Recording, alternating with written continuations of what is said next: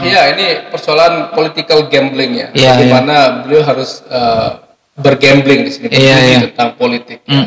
Ya tentunya kalau Bang Zul maju di NTB, saya kira kasa juga cukup besar ya, menjadi pemenang. Karena beliau menjadi salah satu incumbent ya. Pada Pilkada 2024 ini menjadi modal besar. Tetapi kalau misalkan ya beliau berani ya memilih untuk bertarung di Pilkada DKI Jakarta, di Pilkada DKI Jakarta, ini kan gambling juga ya. Selamat datang di New Perspective.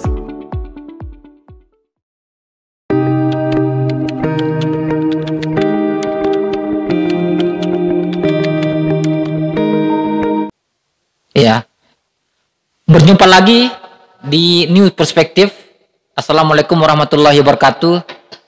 Bersama saya Ahmad Yani begitu, dan hadir setia menemani Pak Dr. Saiful Hamdi, dosen Visipol Universitas Mataram. Ya, kita lagi akan berdiskusi dan mencoba meneropong isu-isu politik ke depan seperti apa begitu. Ya, kali ini kita akan mencoba membidik atau mengangkat tema terkait dengan peluang Dr. Zul membidik kursi DKI Jakarta di Pilkada DKI 2024. Seperti yang kita ketahui bahwa dalam politik itu anonim yang biasa menyertai politik itu adalah tidak ada suatu kepastian. Yang pasti itu adalah ketidakpastian itu sendiri. Itulah politik.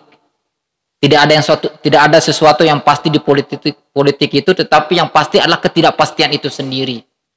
Nah, termasuk kemungkinan Dr. Zul akan maju di DKI Jakarta di Pilkada 2024. Nah, seperti yang kita ketahui bahwa Pilkada Gubernur ini akan berlangsung secara serentak pada tanggal 27 November 2024. Apakah Pilkada DKI Jakarta, Pilkada NTB, dan Pilkada Gubernur lainnya. Nah, kendaki memang Dr. Zul ini sudah ditetapkan oleh partainya, oleh DPW PKS NTB untuk maju di periode kedua begitu. Tetapi tidak menutup kemungkinan Dr. Zul ini akan berubah haluan dengan membidik Pilgub DKI Jakarta di masa-masa injury time begitu. Karena politik itu sangat dinamis, semua serba berubah tergantung konstelasi dan kemungkinan-kemungkinan yang ada begitu. Ya. Dan kita tahu bersama bahwa Dr. Zul ini adalah, kalau dalam pandangan saya melihat dia orang yang punya cita-cita besar. Ya, ini pengen maju di Pilpres. Dan saya lihat meski memang di Pilpres 2024 ini PKS sudah menetapkan Salim Assegaf sebagai kandidat capres atau cawapres, tetapi tidak menutup kemungkinan 2029 itu Dr. Zul akan bisa masuk di konstelasi nasional melalui partinya. Tetapi kemudian yang akan coba kita lihat lebih mendalam lagi adalah tangga masuk Dr. Zul ini untuk mencapai itu apa begitu. Kalau sekiranya dia masih berkutat di NTB, tentu mungkin kas tidak akan terlalu besar begitu. Karena kita tahu sendiri bahwa NTB ini yang pertama jumlah pemilih relatif cukup sedikit begitu, cukup kecil lah begitu. Terus yang kedua kita tahu sendiri DKI Jakarta itu adalah salah satu barometer atau lasa politik nasional, dan tentu itu semua sudah dibaca oleh Dr. Zul begitu, sehingga kemungkinan Dr. Zul untuk masuk di Pilkada DKI Jakarta itu cukup besar. Nah, hal ini tentu yang akan coba kita elaborasi, yang akan kita coba bahas dengan Pak Dr. Saiful Hamdi terkait hal itu. Nah, Yang pengen saya tahu sendiri mungkin dari pengamatan atau dari analisanya Pak Dr. Saiful Hamdi ini kan kita tahu sendiri bahwa PKS di Jakarta ini cukup besar begitu. Kalau saya tidak salah pemilu 2019 dia meraih 19 kursi begitu. Jadi partai ketiga yang meraih suara terbanyak di bawah PDIP Gerindra. Dan yang kedua, saya lihat memang PKS di DKI Jakarta ini relatif punya mesin yang politik yang kuat dan basis yang militan. Dan kita ketahui juga bahwa di Pilkada DKI 2017 begitu, PKS yang berkoalisi dengan Gerindra itu berhasil mengantarkan Anies Baswedan dan Sandiaga Uno sebagai gubernur dan wakil gubernur terpilih begitu. Meski dalam perjalanannya Sandiaga Uno mengundurkan diri dan maju di Pilpres dan digantikan oleh Arza Patria dari Gerindra begitu, dan relatif PKS tidak mendapatkan apa-apa begitu karena ternyata kader PKS tidak berhasil merebut kursi wakil gubernur begitu. Dan terkait dengan potensi-potensi itu seperti apa mungkin Pak Dr. Saiful Hamdi melihat konstelasi DKI Jakarta di 2024 dengan kemungkinan adanya calon-calon kepala daerah dari luar Jakarta yang ikut meramaikan di sana begitu. Ya. Ya, terima kasih banyak Mas Yani. Ini adalah informasi baru yang kita dapatkan. Ternyata Dr. Zul punya mimpi besar ingin menjadi orang nomor 1 di Indonesia.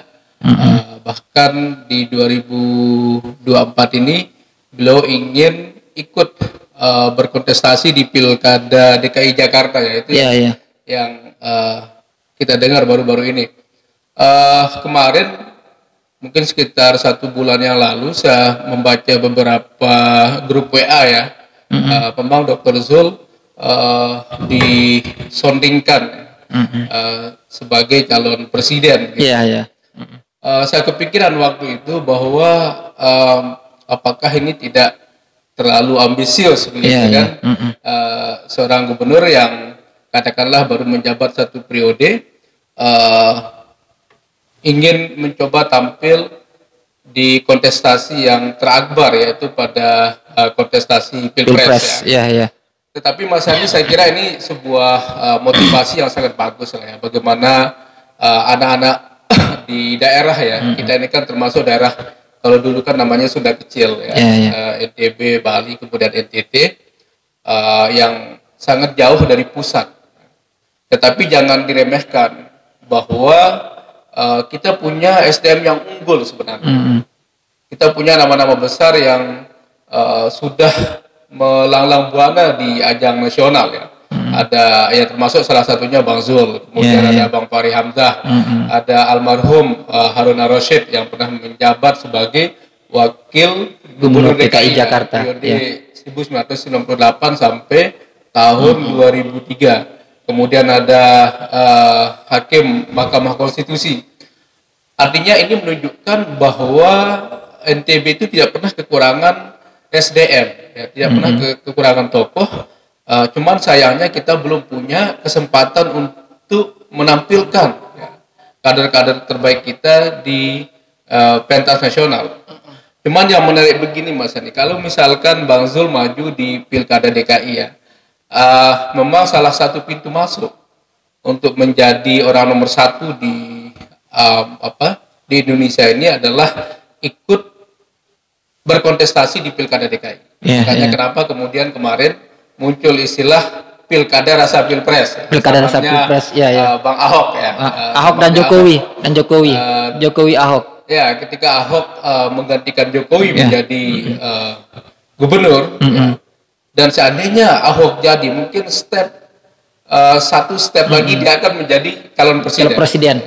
Kalau misalkan tidak dihantam oleh gelombang aksi 212 pada waktu itu yang dikomandoi oleh Imam Besar Habib Rizik ya. Yang kita kenal sebagai aksi 212 yang melibatkan seluruh umat Islam dari seluruh penjuru dan aksi berjilid-jilid gitu. Aksi berjilid-jilid. Tetapi menariknya di sini bagaimana kemudian Jokowi ya. Jokowi ini kita tahu beliau kan dari Solo ya. Dari daerah yang katakanlah ya bisa saya katakan beliau tidak menjadi gubernur, beliau hanya menjadi wali kota. Dan itu pun masih kalah kalau dibanding Yogyakarta. Jadi kalau bicara daerah Jawa Tengah itu Jogja paling top lah, ya, karena ada Sultan di sana. Dan Sultan di Solo tidak punya power ya. Kalau kita bicara dalam konteks politik modern, mereka tidak bisa mempertahankan eksistensinya dalam kontestasi yang lebih modern begitu. Bahkan banyak konflik yang ada di Solo. Nah, Pak Jokowi ini tiba-tiba muncul, punya karakter sendiri, ya. Kemudian setelah habis periode kedua, beliau kemudian menuju Pilkada DKI Jakarta. Bayangkan di DKI Jakarta belum genap 1 periode, beliau sudah bisa menjadi calon presiden. Makanya kenapa kemudian tokoh-tokoh dari luar daerah DKI, ya memang Pilkada DKI ini ya kita anggap namanya saja Pilkada rasa pilpres, rasa pilpres tadi itu ya. Dia jadi gubernur tetapi mungkin dia disorot 24 jam di sana, termasuk kinerjanya, kemudian dengan berbagai kompleksitas yang dihadapi di DKI itu sendiri. Nah, ini yang kemudian membuat orang berlomba-lomba untuk berkontestasi di sana. Ya, di samping tentunya budget yang besar ya. Kalau nggak salah sekitar zamannya Pak Jokowi Ahok itu sudah mencapai 70 triliun. Ya, PAD-nya. Nah, ini yang kemudian menjadi magnet tersendiri untuk tokoh-tokoh daerah berkontestasi di sana. Nah, ketika kita tahu bersama bahwa memang bisa kita bilang setiap kali perhelatan Pilkada DKI Jakarta ini selalu kan kita bilang sebagai pilkada rasa pilpres, dan relatif figur-figur yang bertarung ini kan kebanyakan dari luar DKI Jakarta begitu. Ada Jokowi di situ, ada Anies Baswedan di situ, dan itu mereka orang-orang yang menjajal kursi DKI begitu. Dan kita tahu sendiri ini kan Pak Dr. Zulkifli Masyah ini kan juga tokoh nasional lah bisa kita bilang. Beliau juga 3 periode sebagai anggota DPR dan punya jaringan yang cukup luas begitu, alumni luar negeri. Tentu ini kan akan menjadi modal bagi Dr. Zulkifli Masyah juga untuk menatap Pilkada DKI Jakarta begitu, meski memang partainya menghendaki beliau untuk maju di Pilkada NTB untuk periode kedua. Tapi persoalannya kemudian kita tahu sendiri ini kan DKI Jakarta ini PKS relatif tidak memiliki kader kelihatan cukup menonjol selain Dr. Zul begitu. Nah, kalau Pak Dr. Saiful Hamdi melihat seperti apa ini kira-kira peluang atau kemungkinan Dr. Zul ini bisa merebut tiket PKS ini untuk di Pilkada Jakarta ini? Ya, berbicara kekuatan PKS ya. PKS kan di Pilkada sebelumnya punya kursi nomor 3 kalau tidak salah ya. Dan ini menjadi modal penting ya. Dan kalau tidak salah juga bahwa PKS itu punya basis yang sangat kuat di DKI Jakarta dan Jawa Barat. Ini kan basis mereka. Mereka selalu memenangkan pertarungan pada Pilkada ya. Ya tentunya kalau misalkan ya Bang Zul punya peluang untuk dicalonkan di sana, ini saya kira momentum yang sangat baik ya untuk bertarung di Pilkada DKI, karena bagaimanapun Pilkada DKI ini kan menjadi sorotan ya, ketika orang bertarung untuk adu argumen, adu program di ibu kota Indonesia lagi. Ini apa ya, mungkin bisa mengalahkan magnet dari Pilpres itu sendiri. Saya misalkan ya bagaimana Ahok dulu berdebat dengan Anies Baswedan, kemudian ada Ketua Demokrat sekarang AHY. Semua mata tertuju ke sana, bagaimana mereka bisa menawarkan solusi terhadap kompleksitas dari persoalan-persoalan yang dihadapi oleh masyarakat urban ya, yang ada di DKI Jakarta. Nah, artinya di sini bahwa seandainya Bang Zul misalkan dicalonkan oleh PKS, saya kira ini poin yang sangat bagus ya. Untuk ya katakanlah walaupun mungkin kalau bisa menang ya syukur ya, tetapi kalau hanya untuk testing the water ini saya kira sangat bagus juga. Bagaimana AHY kemudian sangat dikenal ya setelah ikut di Pilkada DKI walaupun beliau kalah pada waktu itu. Nah ini yang saya kira peluangnya cukup bagus ya, panggung yang sangat laks lah ya untuk seorang politisi seandainya misalkan kalau mau betul beliau membidik menjadi orang nomor 1 di Indonesia. Dan perlu kita tahu bahwa di Pilkada DKI ini tradisi yang berkembang selama ini. PKS itu selain mendapat suara terbanyak dan selalu ada jagoannya di sana. Iya itu. Nah sekarang kan PKS hampir tidak punya tokoh. Kemarin kan mereka mencalonkan Anies sama Sagono. Katakanlah bahwa Bang Anies merupakan representasi daripada PKS. Kita tahu bagaimana dinamika politik Anies Baswedan dengan PKS sekarang. Apakah beliau tetap akan menjadi dicalonkan pada Pilkada DKI ini atau PKS menarik dukungan dan mencalonkan kadernya internal gitu dari partai. Karena saya lihat mereka seperti apa ya? Ya ada tarik ulur kemarin hampir 2 tahun. Bang Anies tidak punya wakil kan karena ada tarik ulur antara Gerindra dengan PKS. Dan sepertinya kan Gerindra sekarang lagi bermesraan dengan PDIP. Ini PKS akan menggandeng siapa? Seolah-olah ditinggalkan begitu ya. Ya, bisa kita katakan seolah-olah ditinggalkan Pilkada DKI ini. Padahal mereka termasuk salah satu partai yang sangat konsisten menyuarakan perjuangan Islam. Banyak partai-partai Islam tetapi yang sangat konsisten dengan halakoh mereka ya, diskursus tentang keislaman. Kemudian juga punya kader-kader yang intelektual. Ini saya kira menjadi modal bagus buat PKS dan juga Bang Zul nanti di Pilkada DKI. Nah, ini seperti yang saya katakan tadi bahwa ini Pilkada ini akan berlangsung secara serentak, nasional begitu. Pilkada DKI Jakarta, Pilkada NTB. Nah, tentunya Dr. Zul pasti akan punya pertimbangan untuk karir politiknya ke depan begitu. Misalnya kalau seandainya dia memilih maju di Pilkada NTB 2024 begitu, tentu akan ada konsekuensi yang harus dihadapi begitu. Begitupun juga sebaliknya jika maju di Pilkada DKI Jakarta 2024 pasti akan ada konsekuensi politik juga yang akan dihadapi. Tapi setidaknya begitu. Jika beliau maju di Pilkada DKI Jakarta 2024 tentu untuk masuk ke pertarungan konstelasi Pilpres untuk 2009 akan lebih terbuka begitu. Nah, kira-kira kalau dari pandangannya Pak Dr. Saiful Hamdi ini apa kira-kira yang akan menjadi pertimbangan atau telaah Dr. Zul ini kalau seandainya beliau memilih untuk bertarung di Pilkada DKI Jakarta begitu 2024?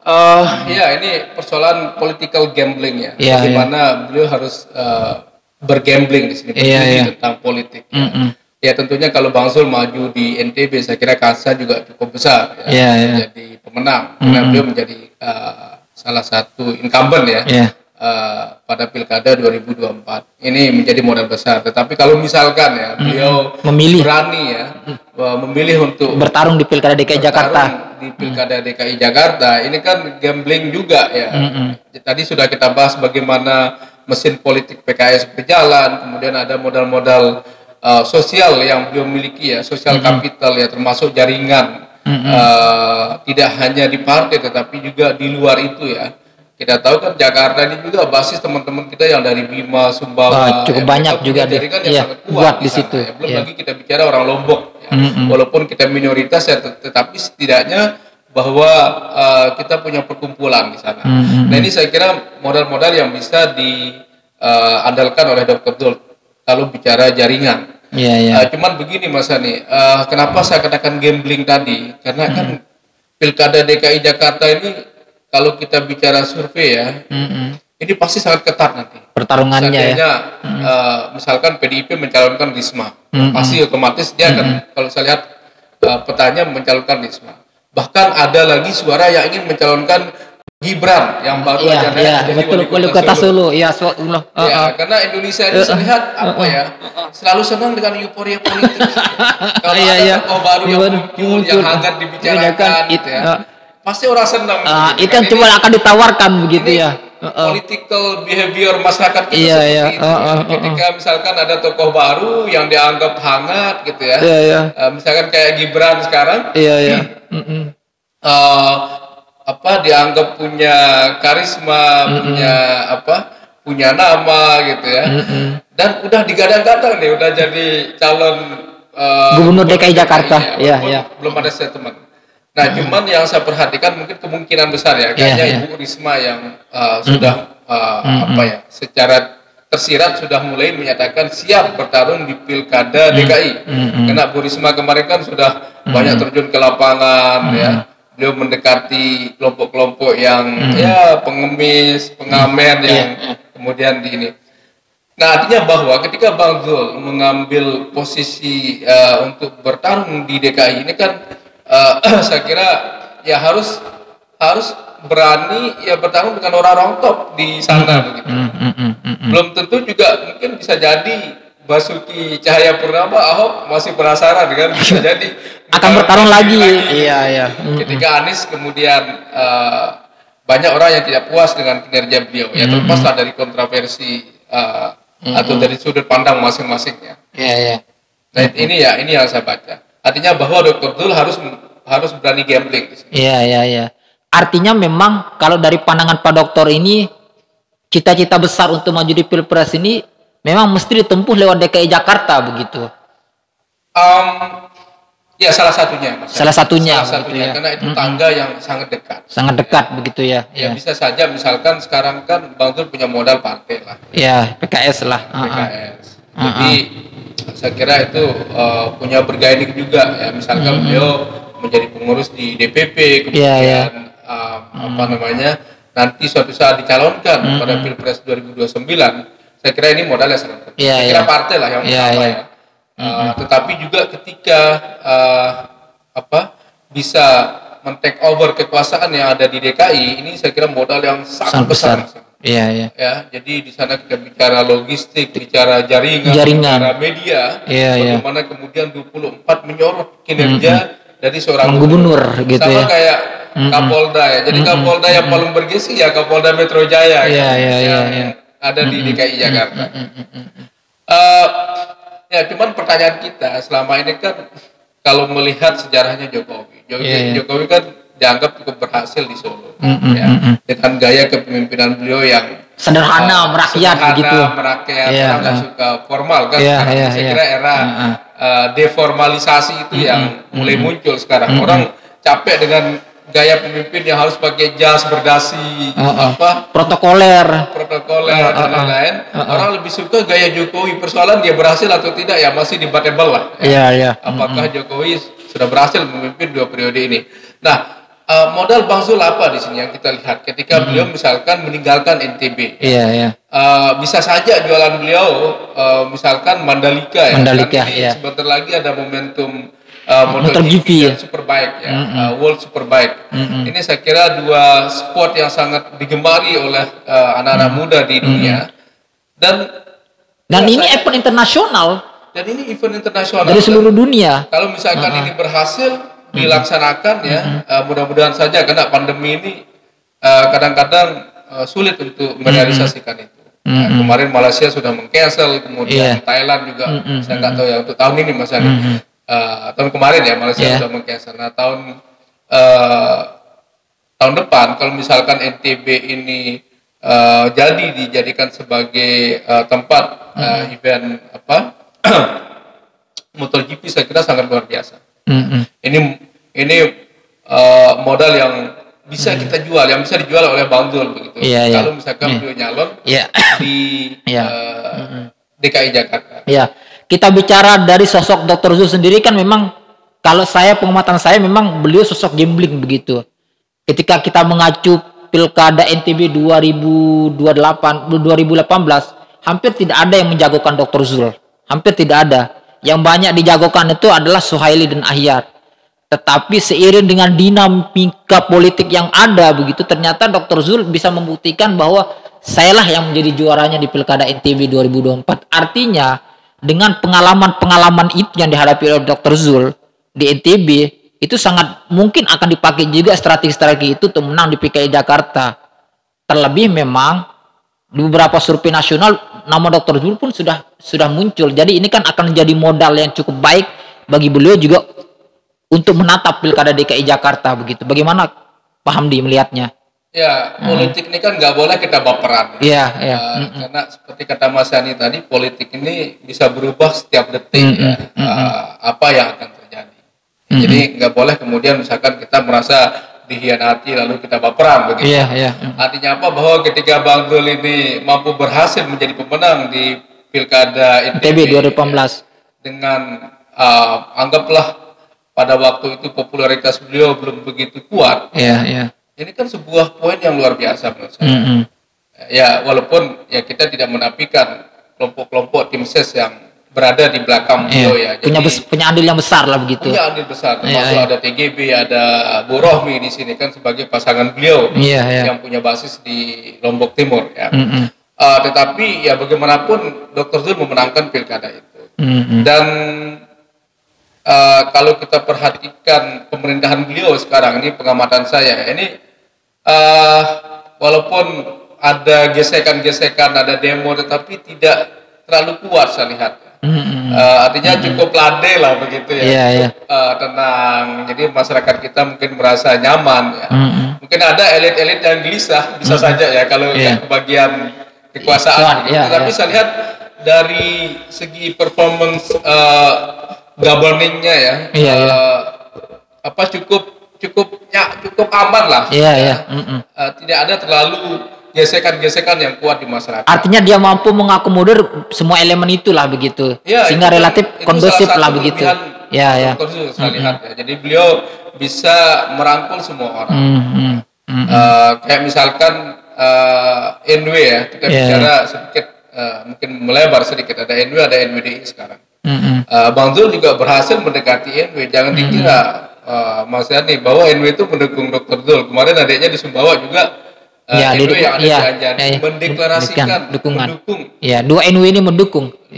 Dua NW ini mendukung. Ya, artinya bahwa ketika NW ini nggak bisa disatukan secara organisatoris ya, secara kepengurusan, tetapi celah-celah politik itu bisa dimainkan gitu, sama Dr. Zul. Bayangkan yang namanya NW ini kan mending bersahabat dengan Muhammadiyah daripada harus bersahabat dengan NWDI itu atau bisa juga sebaliknya yang dipancor ya, walaupun katakanlah agak terbuka begitu NW bersatu. Tetapi kan yang ada di internal ini seperti mencampur air dengan minyak, itu nggak bisa ketemu. Nah, Dr. Zul ternyata mampu menjembatani itu, mampu memfasilitasi lah, walaupun beliau entah lewat pintu belakang ataupun lewat pintu samping gitu kan. Dan itu yang saya lihat kelebihan beliau untuk membangun jaringan, kemudian bisa bergaul dengan kelompok-kelompok elit ya. Kalau kita lihat video kampanye beliau di 2024, hampir semua orang-orang penting di Indonesia ini pernah beliau temui. Entah direktur Garuda, entah menteri siapa gitu kan. Ya, artinya ini modal yang sangat bagus. Nah, kalau kita bicara partai ini kan Pak Dr. Zul ini punya PKS.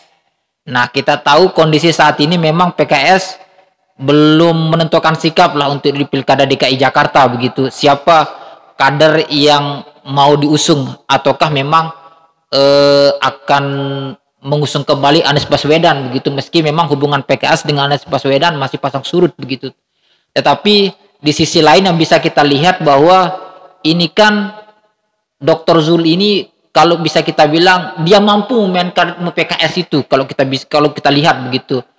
Misalnya ketika kita mengacu pengalaman di Pilkada 2018 itu relatif pada awal-awalnya kan PKS NTB tidak mendukung Dr. Zul. Tetapi Dr. Zul bisa memainkan dukungan partai itu di tingkat DPP karena memang dia orang DPP begitu. Karena memang saat itu PKS NTB jika mengacu kepada hasil-hasil survei relatif kan yang unggul saat itu adalah Ayar Abdu atau Suhaili begitu. Dr. Zul jauh di bawah. Nah, kondisi ini sangat mungkin juga akan dimainkan lagi oleh Dr. Zul dengan menit-menit terakhir merebut SK dukungan PKS itu untuk diusung di Pilkada DKI Jakarta 2024. Ya, jadi Saya kira momentum ini bisa terulang kembali misalnya. Bagaimana kemudian Bang Zul bisa memperoleh rekomendasi dari DPP. Cuman catatan saya begini Mas, ini menarik. Misalkan ya, sekarang kan di DKI ada Bang Anies, oleh PKS. Bang Anies Baswedan ini kalau misalkan beliau tidak nyapres karena tenggelam beliau. Kenapa? Karena ada kondisi sosial politik yang anggaplah menjadi antitesa dari kelompok-kelompok penguasa sekarang. Ketidakpercayaan sama Jokowi yang mulai muncul percayaan terhadap PDIP misalkan. Pemerintah. Jadi Bang Anies ini kesempatannya juga untuk lompat jadi calon presiden. Kalau enggak selesai beliau. Kalau misalkan calon di gubernur dan belum tentu menang. Seandainya kemudian Anies melompat menjadi capres, Bang Zul masuk di pilkada DKI Jakarta. Ini momentum yang bisa menjadi berita besar di Indonesia. Saya kira. Artinya memang jika Dr. Zul ingin menata pilpres, ya harus berani keluar dari NTB begitu. Ya harus Mas Hani. Karena Indonesia ini kan milik siapapun. Walaupun kita merasa berat untuk menjadi entah itu nomor 1 atau nomor 2 NTB ini kan anggaplah penduduk kita sedikit. Berapa persen dari jumlah suara yang ada di daerah Jawa misalkan atau di daerah lain yang lebih padat kayak Makassar. Saya sih memperhatikan sekarang kan banyak cara kita untuk maju ke sana. Ganjar Pranowo itu kenapa kemudian beliau surveinya tinggi? Karena kan beliau aktif di media sosial. Nah ini Bang Zul juga bisa lakukan melalui media sosial. Ada juga calon kita TGB misalkan. Saya kira ini calon-calon kita yang punya potensi lah untuk bertarung di Pilpres nanti. Makanya saya katakan bahwa mereka butuh partai begitu. Kalau nggak ada partai susah. Seandainya mereka dapat dukungan partai, itu akan menjadi modal besar mereka untuk untuk bertarung di Pilpres. Dan baik Dr. Zul ya, khususnya Dr. Zul, saya lihat dengan PKS-nya, seandainya beliau dianggap sebagai tokoh yang number one di PKS misalkan ya, siapa tahu beliau juga menjadi ketua DPP nanti kan ketua presiden PKS lah begitu. Anggaplah sebagai presiden PKS. Itu kan menutup kemungkinan karena PKS ini saya lihat mereka tidak terlalu mereka lebih mengandalkan kepada sistem kepartean, mekanisme partai. Regenerasi kepemimpinan itu. Artinya ini menarik juga ya, ketika partai-partai besar ini kan sistem kepemimpinannya sangat stagnan. Kalau kita bicara PDIP ada Bu Mega di sana ada beberapa periode ya, sampai beliau mau pensiun. Kemudian Nasdem Surya Paloh. Nasdem ada Surya Gerindra. Ya, kemudian di Gerindra ada Pak Prabowo. Di Demokrat ya, walaupun kemudian SBY tidak lagi menjabat ketua umum, tetapi kan anak-anaknya ada di sana. Nah, PKS ini saya kira partai yang cukup menarik menjadi topik riset kita ya. Bagaimana kemudian mereka tetap eksis, walaupun tokoh-tokoh yang dianggap hebat itu bisa diganti gitu. Ya siapa yang nggak kenal namanya sekarang yang jadi Anies Mata. Cipatul Sembiring gitu kan, dulu tokoh-tokoh hebat itu. Tetapi ya ketika mereka diganti, partai ini tetap jalan gitu, karena ideologi dan sistemnya sudah sangat mapan. Kan ada juga siapa yang dari Lombok Timur ada SJP sekarang. Surya Purnama. Artinya saya melihat bahwa PKS ini juga punya kader-kader bagus, cuman kan belum banyak terbukti ketika memimpin kepala daerah. Ini masalah. Jadi catatan kita. PDIP mereka punya investasi SDM yang luar biasa. Para politisi mereka sangat ditekankan untuk membuat sesuatu yang extraordinary kalau bahasa orang itu. Ya siapa nggak kenal Risma misalkan ya. Kemudian Bupati Banyuwangi, sekarang ada Ganjar. Jadi PDIP ini walaupun misalkan diopok dari mana-mana dari sisi ideologi, tetapi orangnya di lapangan sangat militan, mampu menunjukkan karya begitu. Ini yang kita tunggu-tunggu juga dari PKS. Jangan kemudian mereka hanya unggul dalam sisi ideologi ya, tetapi bagaimana kemudian mentransformasi nilai-nilai ideologi tadi itu menjadi pemimpin yang kuat dan kreatif di daerah. Dan kemudian kalau kita bicara seandainya Dr. Zul memang meninggalkan NTB dengan fokus maju di Pilkada DKI Jakarta 2024, PKS NTB kan tidak kekurangan kader untuk dimajukan di Pilkada NTB 2024. Ada Suryadi Jayapurnama, ada Johan Rosihan, ada Abdul Hadi dan lain sebagainya begitu. Ya, ya tentu kalau bicara kader ya banyak sekali kader PKS yang hebat ya. Jadi ada SJP, ada Johan Rosihan di Lombok Timur itu ada keponakan saya juga termasuk hebat, Tuan Guru Wildan, anggota DPR Lotim, ya, beliau alumni Al-Azhar. Bicara kader PKS sebenarnya luar biasa, masih banyak kader-kader mereka yang belum dimunculkan karena kan mereka bergiliran ini menunggu slot untuk maju lah begitu ya. Cuman kalau Bang Zul meninggalkan NTB ini kebahagiaan buat orang-orang yang katakanlah yang kontra dengan beliau misalkan ya. Jadi pasti akan lebih ramai lagi nih. Pilkada NTB 2024. Pilkada NTB-nya ramai, Dr. Zul di Jakarta juga ramai. Beliau serius maju di Pilkada DKI Jakarta. Ya. Bayangkan nanti kalau muncul misalkan ada Suhaili, kemudian ada Ahyar Abdu, ada Bu Rohmi, dan ada tokoh PKS yang lain. Ini kan menjadi ramai kalau Bang Zul nggak ada nih di NTB. Saya kira kebahagiaan lah buat politisi lokal di sini kalau misalkan Bang Zul membidik Pilkada DKI. Siap. Ya, pemirsa, demikianlah diskusi kita dengan Pak Dr. Saiful Hamdi terkait dengan potensi Dr. Zul membidik kursi DKI Jakarta di Pilkada 2024. Sampai ketemu di news perspektif yang lain lagi.